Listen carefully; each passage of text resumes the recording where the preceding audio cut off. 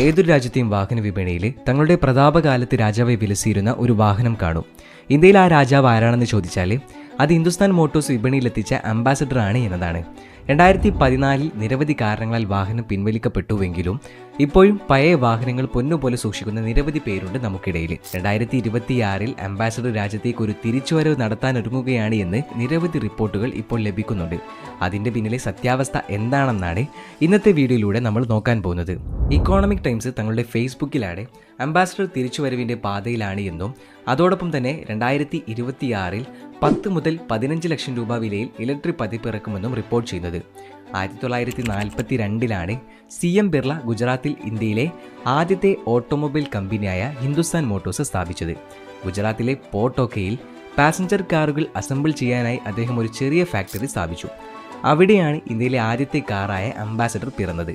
British നിർമ്മിത Morris Oxford കാറിനെ അടിസ്ഥാനപ്പെടുത്തി സർ അലക്സ് ഇസിഗോണിസ് രൂപകൽപ്പന ചെയ്ത ആദ്യ ടെയിൽഫിൻ ഡിസൈൻ അംബാസഡർ 1958 മധ്യത്തിൽ രാജ്യത്തെ ഏറ്റവും പഴക്കമുള്ള കാർ പ്ലാന്റായ കൊൽക്കത്തയിലെ ഉത്തരപുരയിലെ പ്ലാന്റിലാണ് നിർമ്മിച്ചത്.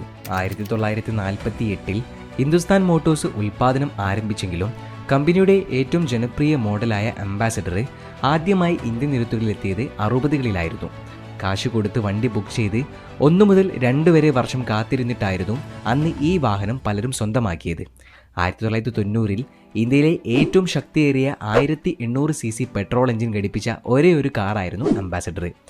അന്ന് പല രാഷ്ട്രീയ നേതാക്കന്മാരുടെയും ഉദ്യോഗസ്ഥരുടെയും ഔദ്യോഗിക വാഹനം കൂടിയായിരുന്നു ഇത്.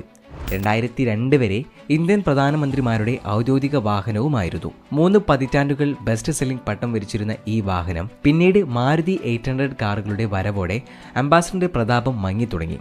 80കളിൽ പോലും 20,000 വാഹനങ്ങൾ വിറ്റിരുന്ന സ്ഥാനത്ത് 2000 ആയിപ്പോയേക്കും വിൽപ്പന 2000ലേക്ക് കുറയുന്നതിനാണ് നിർമ്മാതാക്കൾ സാക്ഷ്യം വഹിച്ചത്. ഒടുവിൽ 2014 സെപ്റ്റംബർ മാസത്തോടെ ഈ വാഹനത്തിന്റെ ഉൽപ്പാദനം ഹിന്ദുസ്ഥാൻ മോട്ടോഴ്സ് അവസാനിപ്പിക്കുകയും അവസാന പ്ലാന്റും അടച്ചുപൂട്ടുകയും 2017 80 കോടി രൂപയ്ക്ക് ഇപ്പോൾ സ്റ്റെല്ലാൻഡിസിന്റെ ഭാഗമായ ഫ്രഞ്ച് കമ്പനിയായ സിട്രോൺ പ്യൂഷയ്ക്ക് വിൽക്കുകയും ചെയ്തു.